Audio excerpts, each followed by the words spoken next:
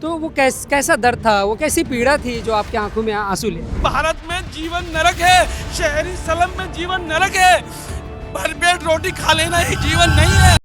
मोदी जी ना सच का सामना नहीं कर सकते, एक घबराए हुए और एक डरे हुए इंसान से।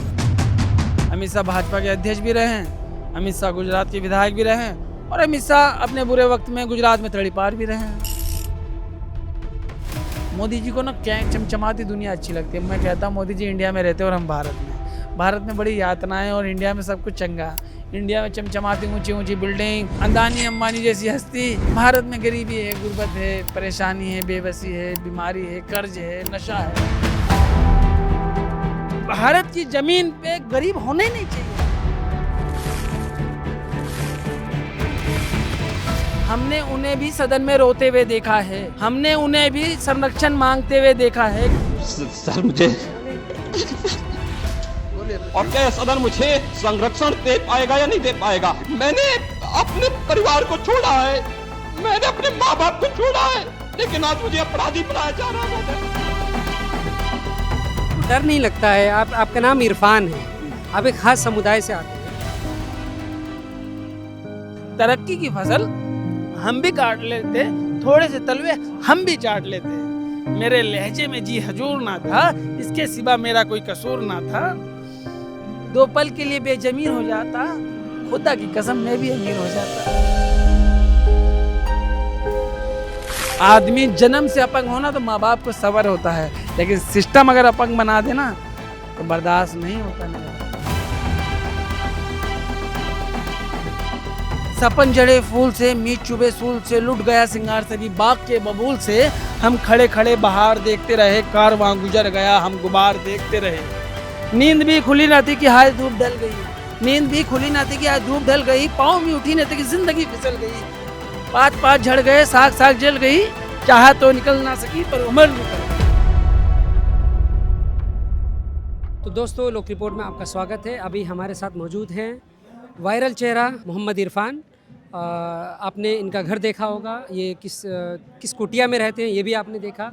और सबसे बड़ी बात ये कि किस शानदार तरीक़े से अपनी बातों को रखते हैं। सरकार, चाहे वो सरकार से कोई विनती करना हो, चाहे वो अपनी कोई आवाज़ उठानी हो, या ये कि कोई छात्र आंदोलन हो, या किसी भी तरह के जो मुद्दे होते हैं उन पर किस तरीके से अपनी बात रखते हैं, यही सबसे बड़ी इनकी यूएसपी है और यही सबसे बड़ी इनकी पहचान है। आइए हम इनसे बात करते हैं। सबसे पहले इरफान भाई, आपका हमारे चैनल में स्वागत। आपके सभी दर्शकों को मेरा नमस्कार, सलाम, सत श्री अकाल, जय भीम। मैं इरफान, जैसा कि आपने बताया है, एक संघर्षकारी व्यक्ति हूँ और निस्वार्थ भाव से, ना किसी लालच से भाई, ना मेरा कोई सोशल मीडिया अकाउंट है कि मैं वायरल हो रहा हूँ और फॉलोवर्स बढ़ रहे हैं, ऐसा भी कुछ नहीं है।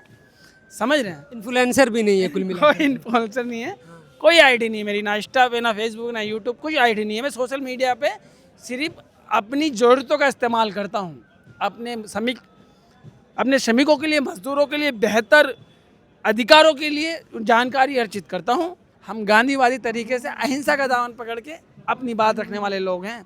और कुछ लोग कहते हैं कि थक जाएंगे, डर जाएंगे। सतह विपत्ति जब आती है कायर को दिलाती है, सुरमा नहीं विचलित होते, छन नहीं एक धीरज होते, विघ्नों को गले लगाते हैं, कांटों पे राह बनाते हैं। हम पीछे हटने वालों में से नहीं हैं। अच्छा, अभी तो आप बहुत मुस्कुरा रहे हैं, बहुत अच्छे से बात रख रहे हैं, लेकिन हमने ये भी देखा कि आप ऑन कैमरा आप रोए भी, आपके आंसू भी आए, आंसू भी छलक उठे। तो वो कैसा दर्द था, वो कैसी पीड़ा थी जो आपकी आंखों में आंसू ले? देखिए, मजाक में हंसा जा सकता है, मजाक में रोया नहीं जा सकता। मजाक में हंसा जा सकता है, मजाक में रोया नहीं जा सकता। मेरे को ज़िंदगी में सबसे पहली बार मेरी वीडियो बहुत बड़े स्तर पे वायरल अलग अलग प्लेटफॉर्म से हुई हैं, लेकिन मुझे ज़िंदगी में पहली बार Lallantop India Today group का एक हिस्सा है, इतना बड़ा प्लेटफॉर्म मिला। तो मैं अपनी सारी बातों को, अपने सारे दर्द को, अपने देश की सारी परेशानियों को लग रहा था कि कुछ ही मिनटों में सरकार के सामने समक्ष कर दूँ। वो भाव था, समझ रहे हैं? और यार, कोई संपन्न घर से नहीं आते, खाती कमाती ज़िंदगी है, नॉर्मल परिवार से आते हैं यार। मतलब श्रमिक हैं यार। जीवन को सामने वाले की खुशबू से, अपने पसीने की बदबू के संघर्ष को महसूस कर सकता हूँ यार। निराशा है, नौजवानों में हताशा है। आपको पता है पीएचडी हायर एजुकेशन में आती है, 1000 में से कितने लोगों को जॉब मिल रहे हैं? फ्रेशर की तनख्वाह कितनी है? 25, 30, 35। उम्र निकल जाती है 30-32 साल की। हमने जॉब की दूरदर्शन में 25,000। बात सुनो ना, हजार मतलब मैं आपको बता रहा हूँ ना, 1000 में 200 लोगों का सिलेक्शन नहीं हो रहा बेहतर जॉब में, 800 इधर उधर भाग रहे हैं, 25-30 पे आ रहे हैं, उम्र निकल जा रही है उनकी, निराशा है, हताश हैं, मतलब परेशान है, हर जगह मायूसी है। मोदी जी के इंडिया में सब चमक रहा है, हमारे भारत में बड़ा गमगीन है। अभी एनसीआरबी का डाटा है 2024 का, एनसीआरबी का नेशनल क्राइम ब्यूरो गृह मंत्रालय से संचालित होता है। 1,70,746 मौतें हुई है खुदकुशी में एक साल में, और हर दिन 467 हर मिनट 3 लोगों ने जाने दी हैं। सबसे बड़ा नंबर दिहाड़ी मजदूर का है, 31%। आर्थिक तंगी और मानसिक तनाव मुख्य वजह बताई गई है, जिसमें छात्र भी हैं 809%। इतने बड़े स्तर पे लोगों की जान जा रही, वो आंकड़े हैं जो पुलिस की फाइलों में दर्ज हैं। और आपको भी मालूम है मेरे भाई, पत्रकार हैं, जमीन पे सारे मामले पुलिस तक नहीं पहुंचते। ये स्थिति और भयानक हो सकती है। ये वो आंकड़े हैं जिसमें हम जीते हैं भारत में, मोदी जी इंडिया में रहते हैं। मैं उनका वैचारिक विरोधी हो सकता हूं, लेकिन सामाजिक और पारिवारिक और देश हित में विरोधी नहीं हो सकता, क्योंकि वो भी देश का भला चाहते हैं, हम भी देश का भला चाहते हैं। हमारी लड़ाई वैचारिक हो सकती है, हमारे मतभेद वैचारिक हो सकते हैं, लेकिन भला दोनों चाहते हैं।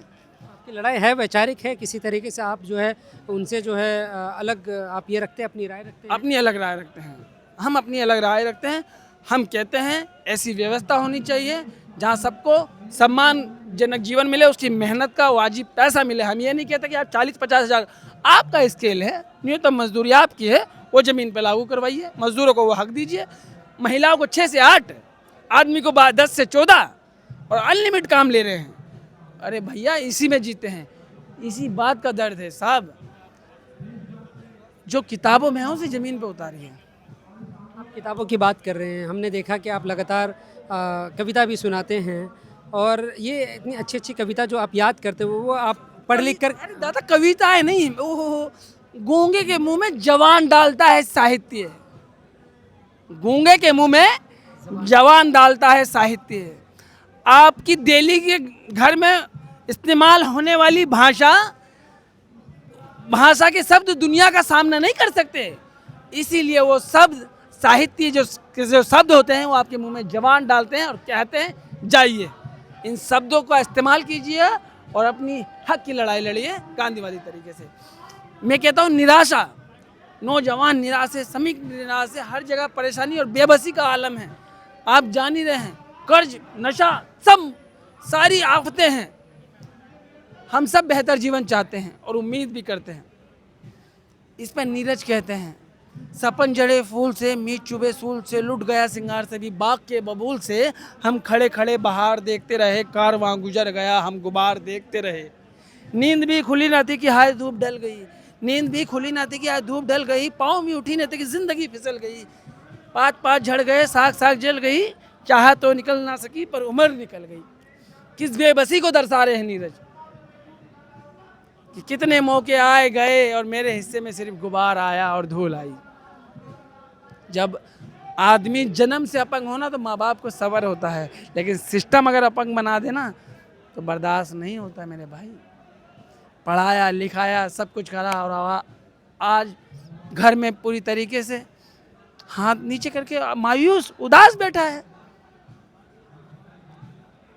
रोजगार मुद्दा है, शिक्षा मुद्दा है, श्रमिकों की ज़िंदगी मुद्दा है।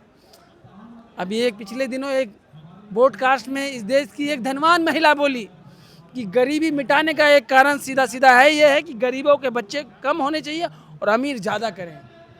यानी वो कह रहे हैं कि भारत की ज़मीन पे गरीब को गरीब होना ही नहीं चाहिए। अरे मैम, इस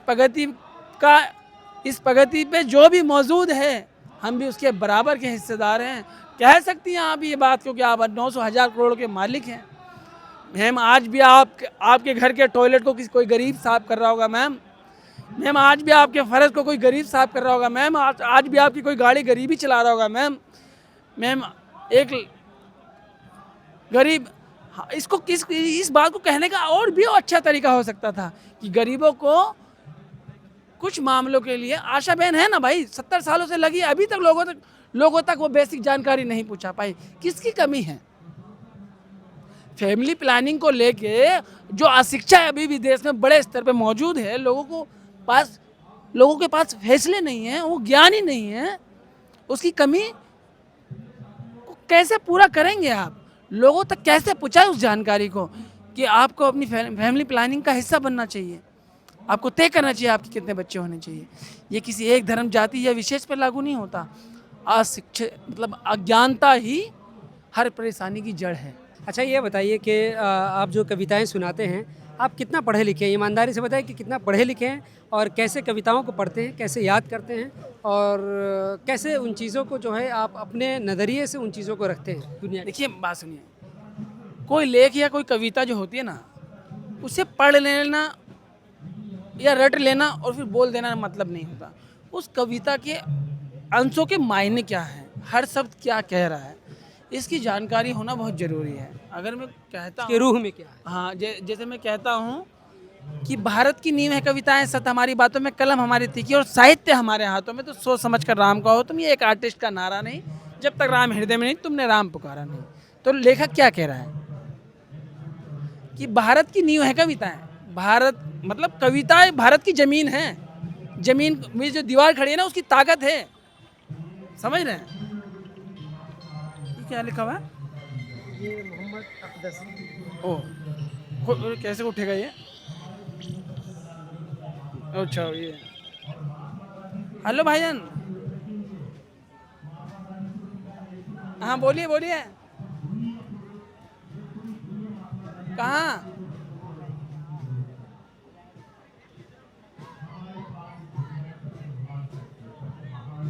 हाँ मैं तो भैया बाइक वाइक ले आना, मुझे यहाँ से ले जाना और यहीं छोड़ जाना। तो मेरे पास कोई कन्वेंस, ठीक है ओके रखिए, फिर बात कर लूँगा। हैं ठीक है, आने जाने की क्योंकि मेरे पास पैसे नहीं है, फिर मुझे कहीं वहीं छोड़ दो। ठीक है ओके ठीक हाँ ठीक है, हाँ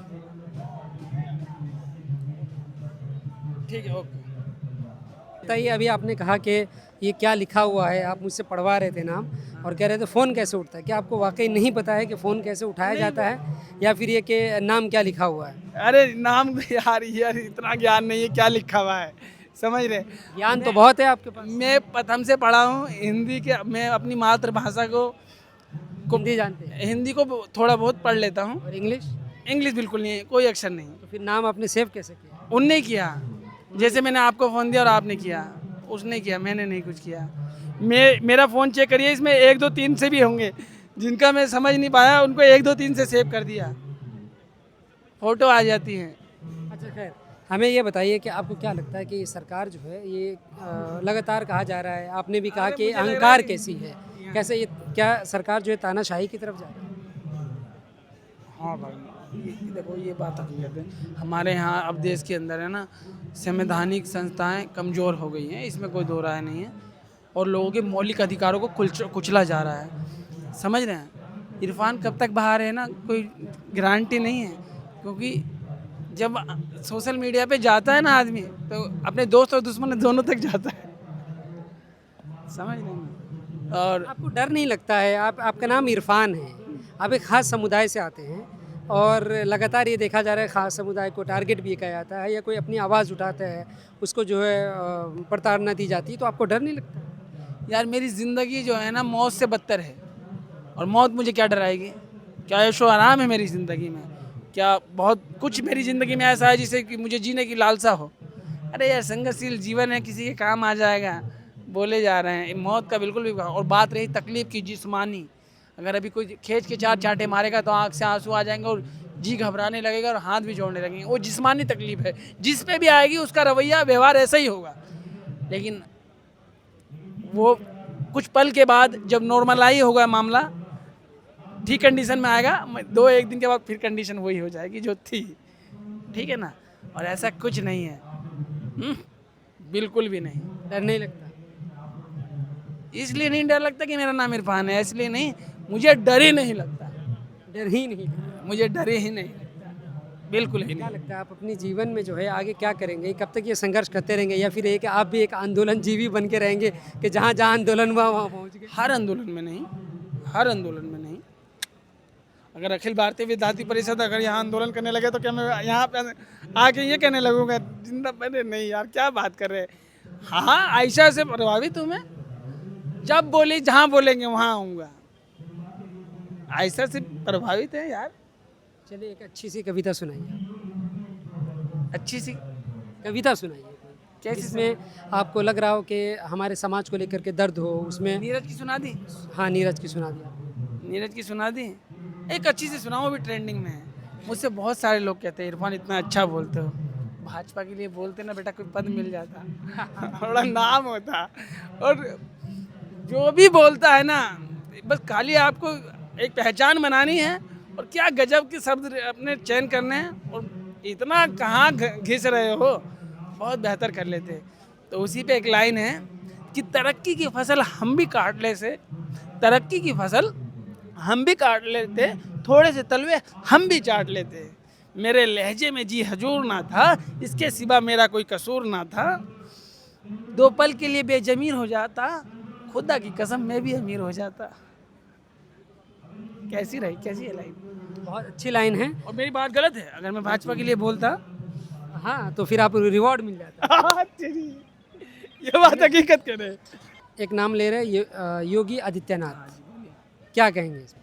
मतलब वो उनकी जो पॉलिटिक्स है वो साफ तौर पे ये दिखाती है कि उस पॉलिटिक्स में अल्पसंख्यकों का जगह नहीं है उसमें। उसमें कोई बेस या कोई जगह नहीं है, कोई स्पेस नहीं है अल्पसंख्यकों के लिए, खास करके इस देश के सबसे बड़े अल्पसंख्यक समुदाय के लिए। और वो उन्हें जो मन में जो मुंह में शब्द आते हैं उन शब्दों से उनको संबोधित करते हैं। मुझे लगता है कि कई दफ़ा उनके शब्द बहुत पीड़ादायक भी होते हैं। वो कहते हैं टाइट कर दिया, टाइट कर दिया हमने। खास नहीं नहीं नहीं नहीं नहीं, देखिए ये बात गलत है। हमने उन्हें भी सदन में रोते हुए देखा है, हमने उन्हें भी संरक्षण मांगते हुए देखा है। कि ये कहा है उन्होंने लोकसभा में खड़ा होकर कहा, मान्यवर मुझे मैं अपना रिज़ाइन देता हूँ, वरना तो मुझे संरक्षण दीजिए। रोते हुए बच्चे, मासूम बच्चों की तरह। सत्ता इंसान को ना बहुत ताकतवर बना देती है। जमीन उसके नीचे से गायब, आसमान आ जाता है। सत्ता का खेल है दादा। यही कल रो रहे थे, यही आज बहुत ताकतवर हैं, कल शायद सेंटर में सरकार ना रहे। ये तो सत्ता का आना जाना आज नहीं तो 20 साल, 30 साल बाद। समझे, कंडीशन एक जैसी कभी नहीं रही। हमने इस देश में ना, मोंटी और हरदीप चड्ढा दो भाई थे, इस देश के सबसे बड़े शराब कारोबारी। दोनों को एक छोटे से मामले के लिए मरते देखा है। इसीलिए कहते हैं जब नाश मनुष्य पे छाता है ना तो विवेक मर जाता है। तो इंसान का जो समय है ना, घड़ी की सुई एक जगह अटकी रहती है क्या? वो बराबर चलती है। इसका मतलब है समय का चक्र घूमता है। और हमारे यहाँ तो भारत में तो एक कहावत है, जैसी करनी वैसी भरेगा इंसान। वो कहते हैं कि सड़कों पे नमाज नहीं पढ़ने देंगे। बंगाल में जाकर के कहते हैं कि देख लो, यूपी में हमारी सरकार है, वहाँ सड़क पे नमाज नहीं होती, बंगाल में भी नहीं है। देखिए, हर मजहब का की एक थ्योरी है और लिखित थ्योरी है, लिखित थ्योरी है। हर मजहब अपनी लिखित थ्योरी का पालन करे। धर्म न्याय संगत मानवतावाद बताता, कोई भी धर्म हो। धर्म की जो कट्टरता है ना, वो क्रूरता सिखाती है, और क्रूरता किसी भी समाज और देश के लिए ठीक नहीं है। समझ रहे, किसी भी ठीक है नहीं है।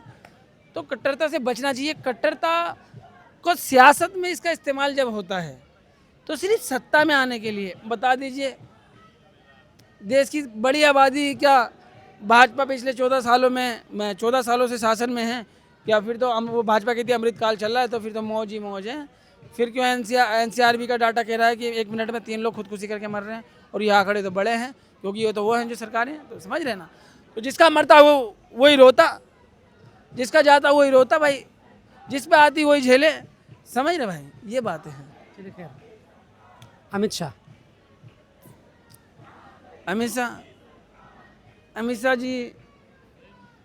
अमित शाह जी की तो बड़ी स्टोरी है भाई। अमित शाह देश के गृह मंत्री हैं, अमित शाह भाजपा के अध्यक्ष भी रहे हैं, अमित शाह गुजरात के विधायक भी रहे हैं, और अमित शाह अपने बुरे वक्त में गुजरात में तड़ीपार भी रहे हैं। पता है, जब आदमी ताकत में होता है ना तो सब कुछ बेहतर हो जाता। आज इस देश के बड़े बड़े शिक्षित नौजवान सड़कों पे अपने अधिकारों की लड़ाई लड़ रहे हैं। मैं कहता हूँ अमित शाह जी उनके पापा नहीं है ना, इसीलिए वो संघर्ष कर रहे हैं, वरना जय शाह की तरह वो भी बीसीसीआई के अध्यक्ष होते हैं। अब भारत में यही तो बदकिस्मती है। भाजपा कहती है परिवारवाद, सब में परिवारवाद है, लेकिन भाजपा कहती है हम में नहीं। फिर जय शाह कैसे इतने, मैं कहता हूँ जय शाह भैया से ना 1000 गुना काबिल बंदे आपको जंतर मंतर में और भारत की गलियों में मिल जाएंगे, उनसे ज़्यादा काबिलियत और शिक्षित होनार। लेकिन वो संघर्ष और निराश इसलिए है क्योंकि उनके पास सिफारिश नहीं है देश की गृह मंत्री की। Narendra Modi PM of India. हाँ, Narendra Modi PM of India. Modi ji के बारे में जितना पता है कि वो बस सार्वजनिक जगहों पे हैं कि भैया मोदी जी ना सच का सामना नहीं कर सकते। एक घबराए हुए और एक डरे हुए इंसान से लगते हैं। मोदी जी को ना क्या चमचमाती दुनिया अच्छी लगती है। मैं कहता हूँ मोदी जी इंडिया में रहते और हम भारत में। भारत में बड़ी यातनाएं और इंडिया में सब कुछ चंगा। इंडिया में चमचमाती ऊंची ऊंची बिल्डिंग, महंगे महंगे परफ्यूम, लग्जरी कपड़े, महंगे महंगे जूते, हवाई लोग, अंदानी अंबानी जैसी हस्ती। भारत में गरीबी है, गुर्बत है, परेशानी है, बेबसी है, बीमारी है, कर्ज है, नशा है। उसको बेहतर करने के लिए हम लोग लड़ते हैं, उसकी लड़ाई सब लड़ रहे हैं भारत को अच्छा करने की। वो इंडिया को बेहतर कर रहे हैं। लेकिन भाजपा तो कहती है कि हम भारत में रहते हैं, हम भारत के, ये इंडिया तो कहीं और किसी और का नाम दिया हुआ है, फलां फलां फलां। तो फिर भारतीय क्रिकेट टीम की या खेल की किसी भी टीम की टीम पे इंडिया क्यों लिखा रहता है? पूंजी को रिप्रेजेंट करता है, जो इसको पूंजी को। पूंजी जहाँ पूंजी है वहाँ इंडिया है। वहाँ इंडिया है। जहाँ गरीबी है, जहाँ भूखमरी है, संघर्ष है, जहाँ गरीबी है, जहाँ खुदकुशी है, वहाँ भारत। भारत है। राहुल गांधी उस परिवार से आते हैं जिस परिवार ने इस देश पे बड़े लंबे समय तक शासन किया है। और राहुल गांधी उस परिवार से आते हैं जो सच्चाई है कि इस देश के लिए उनके पूर्वजों ने जान दी है। इंदिरा जी 84 में मारी गई, राजीव जी शायद 90 के आसपास की बात है ना, ऐसी कुछ है। 87-88। अच्छा, ऐसी कुछ है राजीव जी की वो। तो उस परिवार ने जान दी है, समझो कुर्बानी वाला परिवार है। ये नहीं कहता कि कांग्रेस के पास सब कांग्रेस का अहंकार जब चरम पे था अन्ना आंदोलन में, गई ना, क्लोज हो गई ना। बस हमारे लिए ये है कि कौन ज़्यादा बुरा है और कौन कम बुरा है। ये अच्छे और बुराई की लड़ाई है ही नहीं, कौन ज़्यादा बुरा है और कौन उससे कम है। ये है। अच्छा और बुरे की नहीं है भाई। अच्छे और बुरे की थी तो फिर मंजर भोपाली की लाइनें 90 में गाई गई हैं, तो फिर वो इतनी पीड़ादायक क्यों हैं? वो इतना करप्शन और या इतनी अनसेफ्टी को क्यों दर्शाती हैं? मंजर भोपाली की जो लाइनें हैं, क्या है लाइन? उनकी लाइन है कि मुझको अपनी बैंक की किताब दीजिए, देश की तबाही का हिसाब दीजिए, बहुत सारी इसी तरीके से हैं। तो फिर उस टाइम फिर वो ये कहते हैं कि राज करना है तो करो, देश क्यों जलाते हो, है ना। तो उस टाइम तो कांग्रेस ही थी। तो फिर मंजर भोपाली जैसे बड़े लेखक और कवि को खुले मंच पे, मतलब बहुत बड़ा नाम है वो कवि की दुनिया में, समझ रहे हैं। उन्होंने सार्वजनिक मंच पे, मैंने उनका वीडियो देखा, कहा 35 बार से ज़्यादा अमेरिका गया हूँ और वहाँ का शहरी की मान्यता भी मिली। तो उस टाइम तो वही उन्हीं की सरकार थी। जनता दल के आने से पहले तो कांग्रेस ही थी। जब 10 साल इनका उथल पुथल रहा तो उस टाइम क्यों लिख रहे थे ये? तो यही बात है कि कांग्रेस कम बुरी है और भाजपा ज़्यादा बुरी है।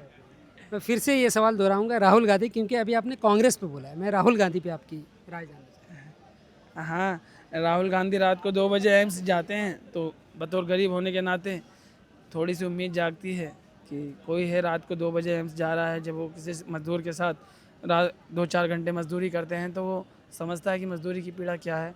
फिर वो ऑटो ड्राइवर या किससे मिलते हैं, मतलब वो जो ज़मीनी स्तर पे बड़े घराने से हों, मतलब उनको ये राजा परिवार से आते हैं। जब वो ज़मीन पे जाते हैं ना, तो वो ज़िंदगी को महसूस करने हैं, तो उन चीज़ों को महसूस किया है, तो उनकी छवि में बहुत बदलाव आया है। और इतने मतलब उनको जितना बुरा दिखाया गया है ना, यार ये करोड़ों अरबों रुपये खर्चा कर दिया भाजपा ने। उन्हें पता था कि ये पीएम की दावेदारी है, हम नहीं तो ये होंगे। तो कोई अपने 2 दुकानदार हैं, कहते नहीं हैं अरे उनके पास मत देना, उनका आलू ख़राब है, कीड़े निकल रहे हैं, समझ नहीं। वही भाजपा ने किया, 10 साल लगा दिए, राहुल गांधी ये, राहुल गांधी वो, राहुल गांधी ये, राहुल गांधी वो। 10 सालों ने एक आदमी को 1 लाख व्हाट्सएप मैसेज भेज दिए हैं। आदमी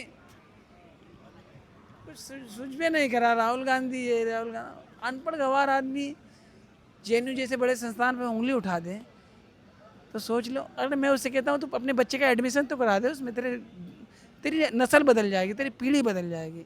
इतना बड़ा संस्थान है, पे एडमिशन कराएगा ना, जितना उतनी ताकत झोंकनी पड़ती है जितनी यूपीएससी में कलेक्टर बनने के लिए, उसमें छात्र बनने के लिए उतनी काबिलियत दिखानी पड़ती है। गलत तो नहीं करा? जेएनयू के में एडमिशन लेने के लिए आपको उतनी ताकत दिखानी पड़ेगी, उस एग्ज़ाम के बदले यूपीएससी कर लेंगे तो कलेक्टर बन जाएंगे। गलत कह रहा? तो आप को क्या लगता है कि राहुल गांधी का जो संघर्ष है, या फिर ये कि वो अभी लगातार जो लड़ाई लड़ रहे हैं, इंडिया को क्या वो सही बेहतर दिशा में जा सकते हैं? क्योंकि कांग्रेस में लगातार जो करप्शन वगैरह की वजह से ही अन्ना आंदोलन और ये सब हुआ, और फिर जो है सरकार गई। आपको क्या लगता है कुछ बेहतर दिखता है क्या? मतलब चाहे वो कम बेहतर या ज़्यादा बेहतर की लड़ाई हो सकती है, लेकिन आपको उम्मीद दिखती है राहुल गांधी में? उम्मीद दिखती है राहुल गांधी? हाँ, उम्मीद तो है भाई। वही विकल्प है, कांग्रेस ही इस देश को जो है लीड करेगी भाई। कांग्रेस लीड करेगी देश को, और कोई आप किस पे उम्मीद रखेंगे? आप ही बता दीजिए, आप पत्रकार हैं, शिक्षित हैं, नौजवान हैं, बताइए आपको लगता है कि कांग्रेस की सिवा कोई हो और दूसरी पार्टी है जो राष्ट्रीय स्तर पे भाजपा के सामने खड़ी होगी? आज भी कांग्रेस है ना, इतना दम रखती है कि देश में कहीं भी किसी भी सड़क को बंद कर दे। मानते नहीं मानते? आज भी कांग्रेस का हर कार्यकर्ता हर मोहल्ले में, भारत के हर मोहल्ले गली में मिल जाएगा। अखिलेश यादव? अखिलेश भैया भी ठीक हैं। यार जाहिर सी बात है, मैं अपने नाम के साथ जीता हूँ। कोई मेरे नाम से ही मुझे मारने की बात करे तो मैं उसी को चुनूंगा जो मुझे सुकोर करे, जो मेरे को सुकोर करे, जो मेरी मान्यताओं को, मुझे, मेरे खान पीन और मेरे पहनावे को मान्यता दे, उसकी कानूनी वेदा को माने। तो जाहिर सी बात है, मैं इसका कैसे काम, तुम क्या कोई भी करेगा तो सीधा सीधा सवाल है यार, समझ रहे हैं?